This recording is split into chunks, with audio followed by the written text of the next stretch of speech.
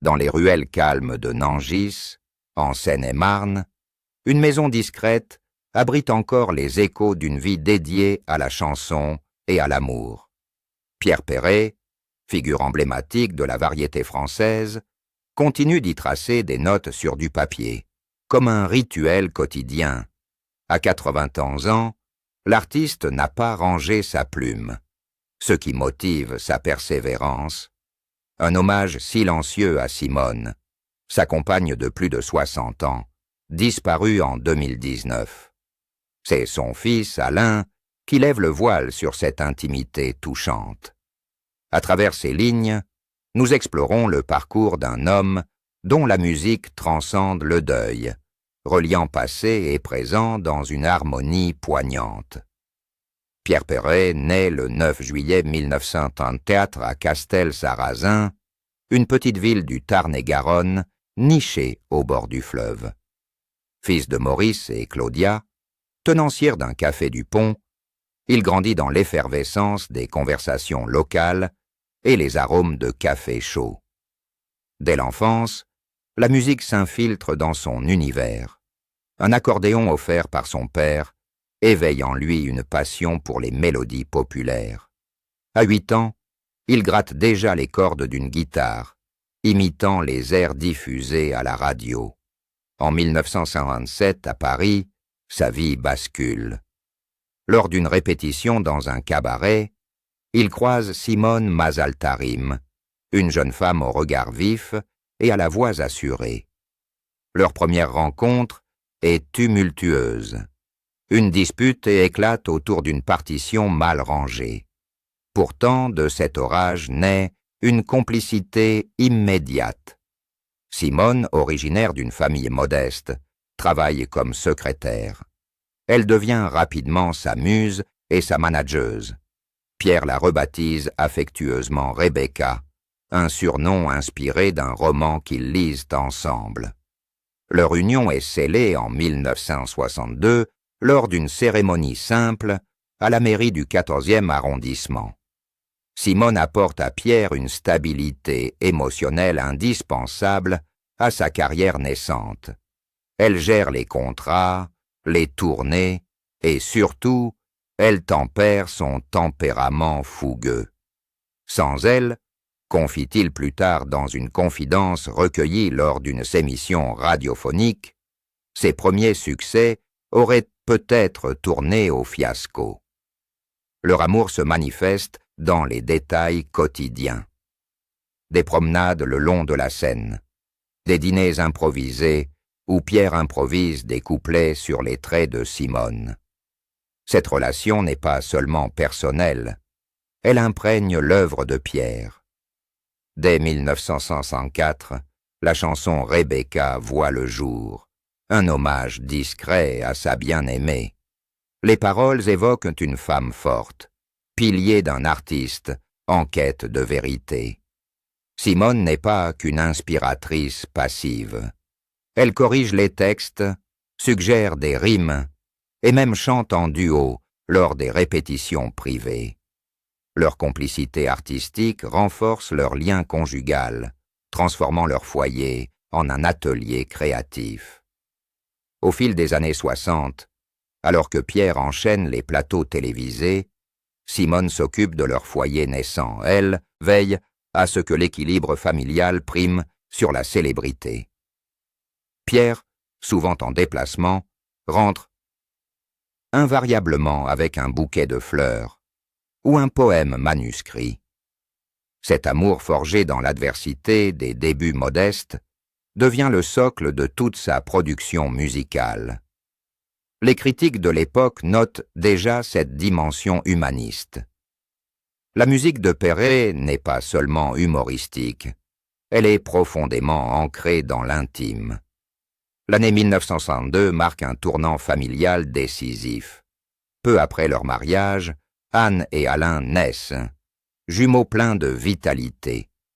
Simone, rayonnante, assume pleinement son rôle de mère tout en soutenant la carrière de Pierre. La maison de Nangis, acquise en 1965, devient un havre de paix.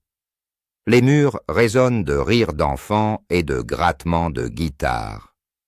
Alain, le fils, se souvient des soirées où son père composait « Les jolies colonies de vacances », une chanson née d'anecdotes familiales partagées autour de la table. En 1963, Julie voit le jour, complétant ce trio harmonieux. Simone excelle dans l'éducation. Elle inculque à ses enfants le respect du travail et la joie de vivre. Pierre, malgré ses absences, participe activement. Il apprend la guitare à Alain, raconte des histoires à Anne, et berce Julie avec des berceuses originales. La famille voyage ensemble lors des tournées, transformant les routes de France en aventures collectives. Cependant, la célébrité apporte ses défis. En 1970, lors d'une interview pour un magazine musical, Pierre avoue « Simone est mon encre. Sans elle, je dériverais. » Elle gère les crises. Les critiques acerbes sur ses textes grivois, les pressions des producteurs. Alain, adolescent, observe cette dynamique. Sa mère est la stratège, son père l'artiste libre. Julie, sensible, trouve en Pierre un confident pour ses rêves poétiques. Les années 1980 consolident ce cocon familial. Les enfants grandissent, Anne devient enseignante, Alain ingénieur, Julie artiste peintre. Simone organise des repas dominicaux rituels où Pierre teste de nouvelles chansons. La cage aux oiseaux, succès de 1972, s'inspire d'une anecdote sur la liberté familiale. Simone y est citée implicitement comme gardienne des valeurs simples. Malgré les joies, des ombres planent.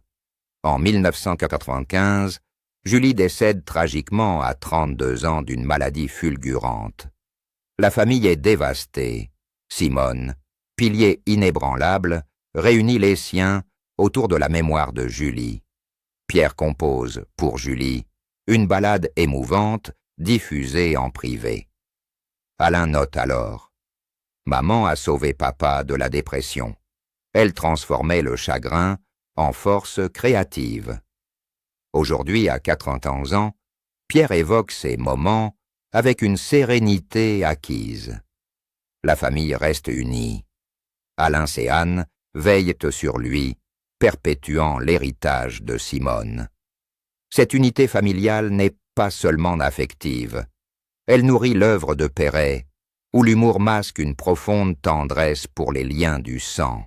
La carrière de Pierre Perret décolle dans les années 1960 avec des tubes comme Le Zizi, satire éducative qui scandalise et séduit. Simone est omniprésente en coulisses. Elle négocie les contrats, protège l'artiste des excès médiatiques. Sans son soutien logistique, Pierre n'aurait pas enchaîné plus de 30 albums. Dans les années 1970, Lily marque un virage poétique. Inspirée par une promenade avec Simone, la chanson dépeint l'amour mature. Pierre analyse « Rebecca m'a appris à voir la beauté dans le quotidien. » Simone corrige les arrangements, insistant sur une orchestration minimaliste pour accentuer l'émotion. Les années 1980 voient « Mon petit loup », hommage à la paternité, né d'observations familiales. Simone, co-auteure officieuse, suggère des métaphores animales pour adoucir le ton. Leur collaboration culmine en 1990 avec Rebecca, album entier dédié à elle. Les critiques saluent cette intimité. Perret transforme l'amour conjugal en art d'universel. Au tournant du millénaire, Simone influence les thèmes sociaux. La femme grillagée dénonce l'oppression, inspirée par des discussions nocturnes. Pierre, elle me poussait à l'engagement sans militantisme.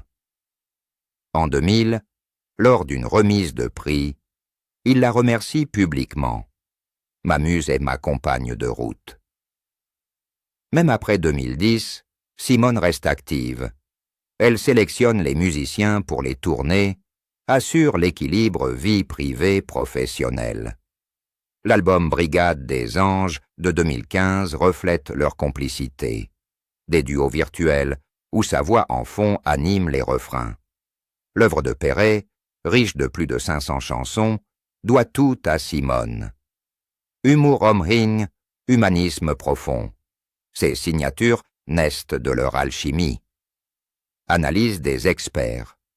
Perret n'est pas un soliste. Il est un duo invisible avec Rebecca.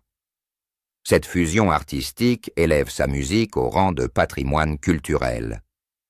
L'automne 2019 enveloppe Nangis d'une lumière dorée et mélancolique. Simone Mazaltarim, affaiblie par une maladie insidieuse qui ronge ses forces depuis 2 ans, s'éteint le 19 novembre à l'âge de 85 ans. Les médecins avaient diagnostiqué un cancer tenace, mais elle avait refusé les traitements lourds pour préserver ses derniers instants auprès de Pierre. Dans la chambre aux rideaux tirés, entourée de ses proches, elle prononce ces mots d'adieu, une main serrée dans celle de son mari, un sourire pour les enfants. Pierre, le visage ravagé par l'impuissance, reste figé des heures après son dernier souffle.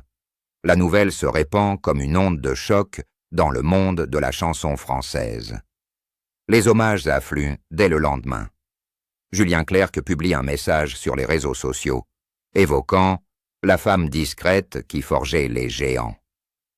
À la maison, le vide est palpable. Les objets de Simone, son agenda rempli de notes pour les tournées, sa collection de partitions annotées, semblent attendre son retour. Alain et Anne, appelés en urgence, prennent les rênes.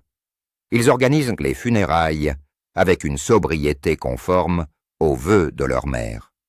Une messe à l'église Saint-Sulpice de Paris, suivie d'une inhumation privée au cimetière de Nangis. La cérémonie réunit une foule inattendue. Des anonymes, fans de longue date, forment une haie d'honneur. Pierre, soutenu par Alain, prononce un éloge funèbre bref mais déchirant. « Rebecca, tu as été ma première et dernière muse. Attends-moi là-haut avec ta guitare. » Les larmes coulent que librement. Même les photographes, habitués au spectacle, détournent le regard. Parmi les présents, des figures comme Enrico Macias et Sheila témoignent de l'influence de Simone. Elle avait été leur confidente lors de collaborations avec Pierre. Les semaines suivantes plongent Pierre dans un abîme. Il refuse toute apparition publique, déclinant invitations télévisées et demande d'interview. Son atelier, autrefois lieu de joie, devient un sanctuaire désert. Il passe des nuits blanches à feuilleter des albums photos. Leur mariage, en 1962, les naissances des enfants, les tournées en caravane. Alain, qui s'installe temporairement à Nangis, relate ces moments dans un journal intime qu'il tiendra pour la famille. Papa fixait le vide, murmurant « Pourquoi toi d'abord ?» Son appétit s'évapore. Il perd 10 kilos en 1 mois. La pandémie de 2020 aggrave l'isolement. Confiné, Pierre évite les visites, craignant pour la santé fragile de ses enfants. Anne, enseignante, lui envoie des vidéos de ses petits-enfants chantant les jolies colonies de vacances. Ces gestes infimes raniment une étincelle. Au printemps 2020, lors d'une promenade solitaire dans le jardin, une mélodie surgit. Les premières sonnettes de « Adieu ma Rebecca ». Il l'enregistre sur un vieux magnétophone, voix tremblante, pour la première fois depuis la perte. Cet acte marque le début d'une renaissance. Avec l'aide d'Alain, Pierre contacte son pianiste historique Bruno Fontaine pour des sessions à distance. L'album Simone éternelle enregistré en secret et publié en octobre 2021, devient un événement. 12 titres composent ce monument. Ton rire dans le vent capture l'essence de ces éclats de rire. Les mains vides explorent le deuil physique. Les critiques sont unanimes. Libération titre « Perret, alchimiste du chagrin ». Les ventes dépassent 200 000 exemplaires en 3 mois, un record pour un artiste de son âge. En 2022, Pierre ose les premiers concerts post-deuil. Des représentations acoustiques dans des théâtres intimistes comme le Théâtre de la Ville. Devant 800 spectateurs, il chante Rebecca les yeux fermés, comme invoquant son esprit. Le public conquis lui offre des standing ovations prolongées. Un voyage à Castelsarrasin, berceau de son enfance, scelle cette phase. Sur les bords du Tarn, il compose Rivière d'amour, évoquant leur promenade imaginaire. Le processus thérapeutique s'approfondit. Pierre consulte un psychologue spécialisé dans le deuil créatif qui note « La composition structure son chaos intérieur ». Visites hebdomadaires à la tombe de Simone deviennent rituels. Il y dépose des roses blanches et lit à voix haute ses nouveaux textes. Anne, témoin de cette évolution, confie « Maman lui avait appris la résilience. Il l'applique maintenant pour survivre. » En 2023 passe, le livre Lettres à Rebecca paraît 365 missives manuscrites, une par jour depuis sa disparition. Édité en fac-similé, il se vend à 150 000 exemplaires. Pierre y révèle des facettes inédites.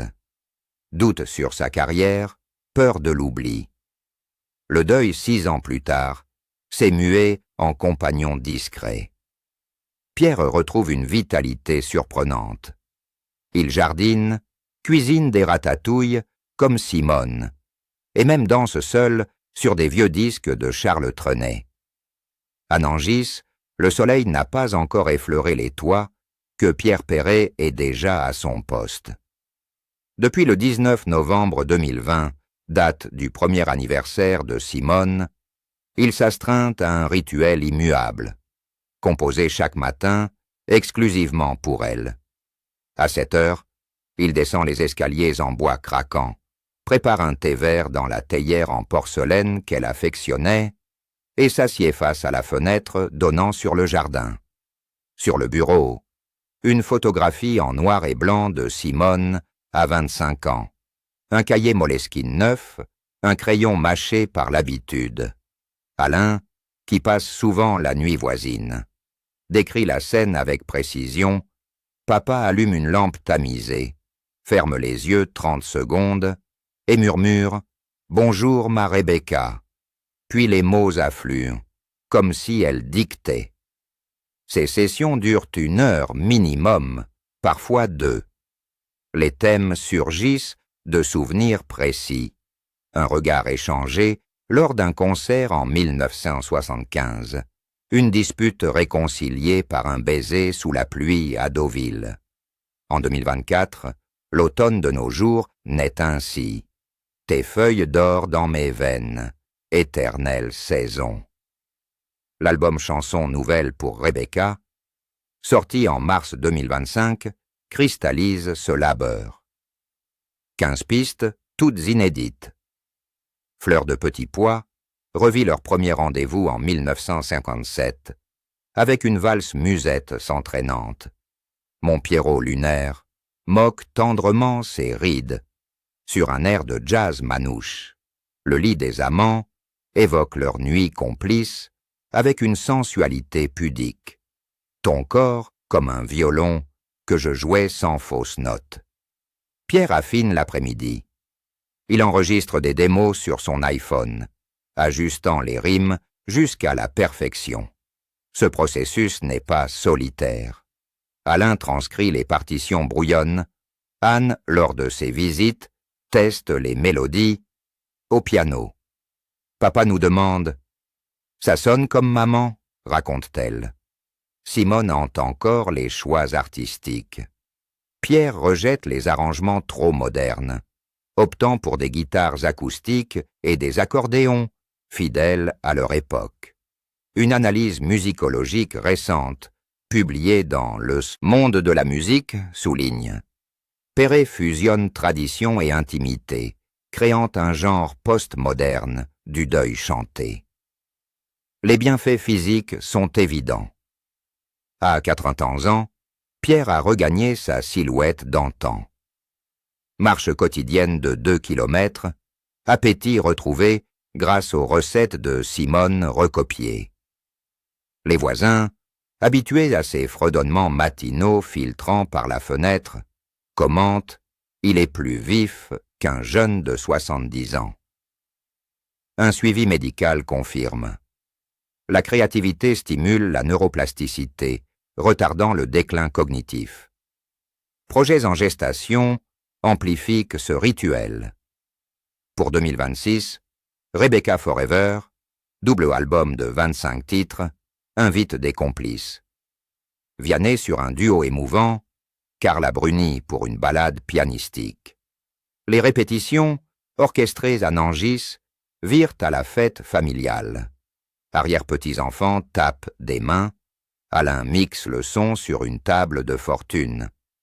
Un documentaire Netflix, Les notes de l'absence, tourné en juillet 2025, immortalise ces instants. Pierre, micro en main, confie à la caméra: chaque matin, je la sens répondre dans les silences entre les notes. C'est ma danse avec l'invisible. Des experts en psychologie du deuil, interrogés par France Inter, valident cette approche.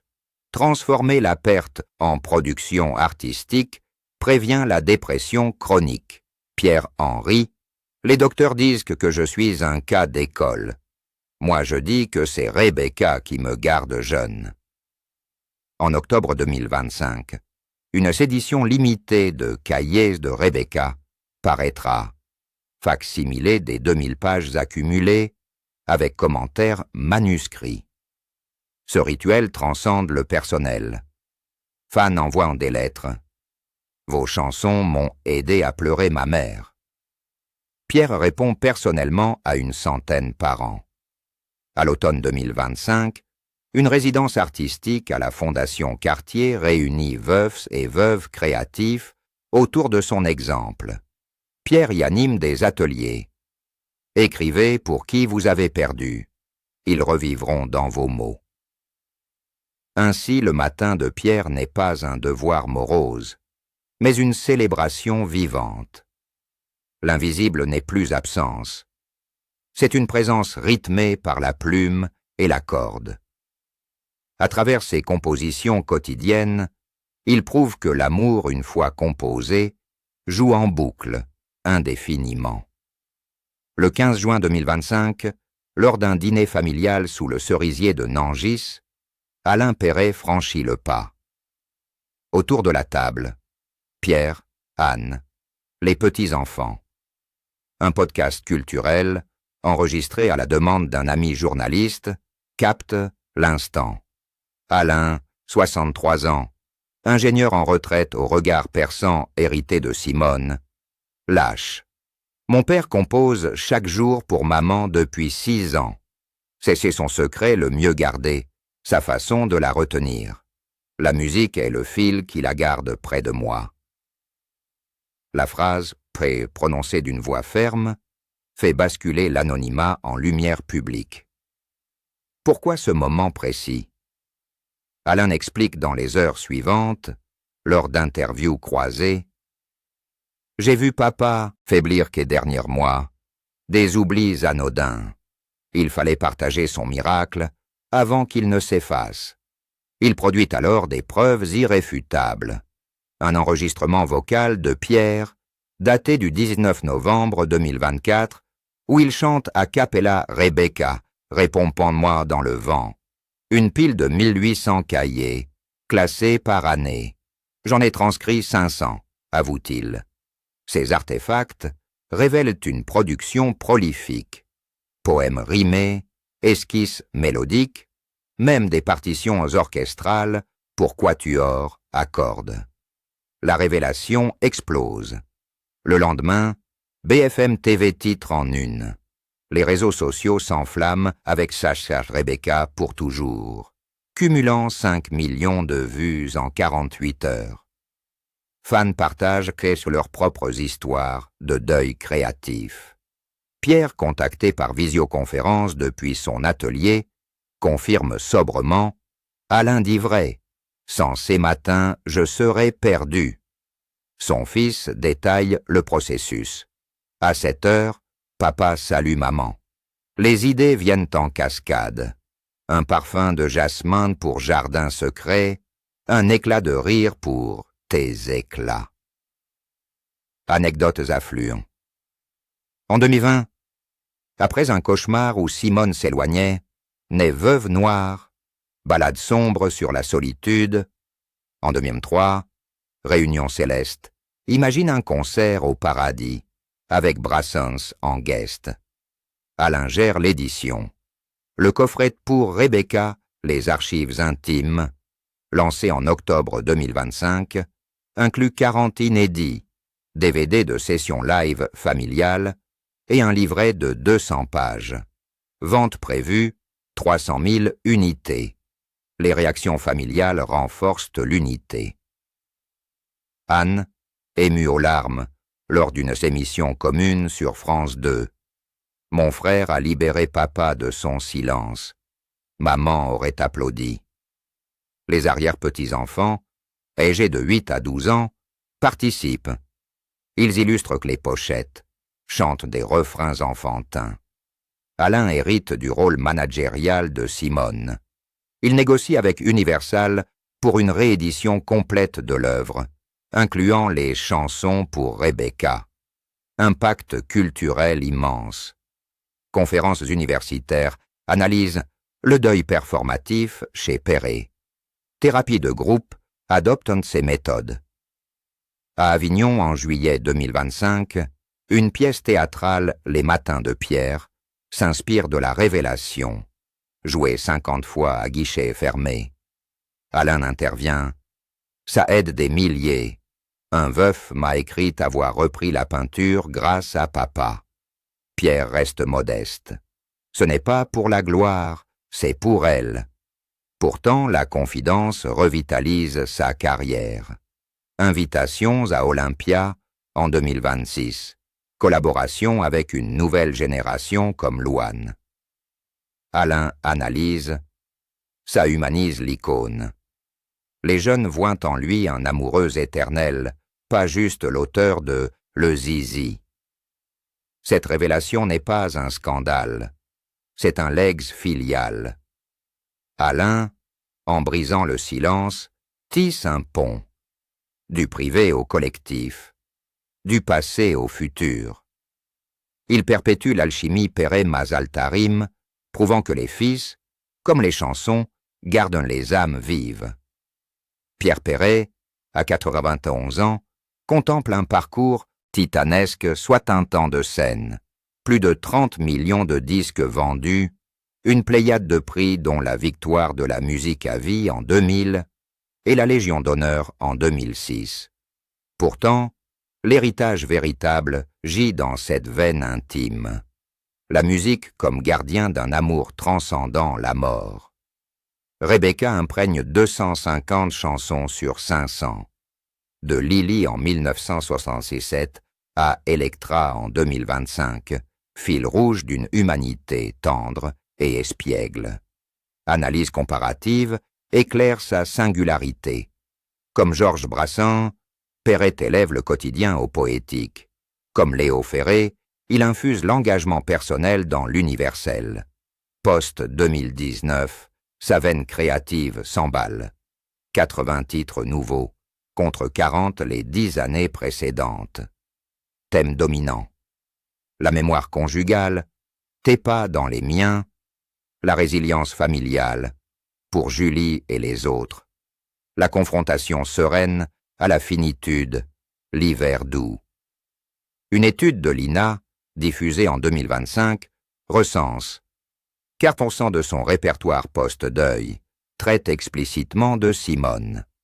La famille orchestre cette pérennité. Alain produit les albums, Anne conçoit les visuels, ses aquarelles ornent chansons nouvelles. Les arrière-petits-enfants animent les clips YouTube, cumulant 50 millions de vues. Concerts familiaux mensuels à Nangis, limités à 500 places, deviennent pèlerinages. Pierre, guitare en bandoulière, alterne tubes et inédits, finissant par un chœur collectif sur Rebecca. Projets à venir consolident le legs. En 2026, tournée acoustique les matins avec Rebecca dans 30 villes françaises, avec diffusion en streaming, biopic Pierre et Simone, réalisé par Alain Chabat, consultant Alain Perret pour l'authenticité. Un institut Perret à Castel-Sarrazin ouvrira en 2027. Ateliers d'écriture pour veufs, bourse pour jeunes auteurs humanistes. Pierre prépare son opus final, Adieu mes amours, prévu pour 2028 avec 20 titres conclusifs. Influence culturelle rayonne. École primaire intègre les jolies colonies dans les programmes. Thérapie cognitive ou comportementale prescrivent que ces balades pour le deuil. En 2025, une exposition au musée de la chanson à Paris attire 100 000 visiteurs. Manuscrits, guitares, lettres à Simone. Critiques internationaux comparent. Perret est le Dylan français du cœur brisé. Pierre synthétise lors d'une masterclass en septembre 2025. L'amour ne meurt pas. Il se note, se chante, se transmet. À travers Alain, ce message irradie. La musique n'est pas orpheline, elle relie générations, âmes, époques. Son héritage, un pont éternel où l'humour voisine l'alarme, l'intime, l'universel. Et vous, quel est lecteur? Pensez-vous que l'art peut véritablement vaincre la mort, ou n'est-ce qu'une illusion consolatrice? Prédisez-vous que l'histoire de Pierre et Simone inspirera une vague de chansons intimes chez la jeune génération?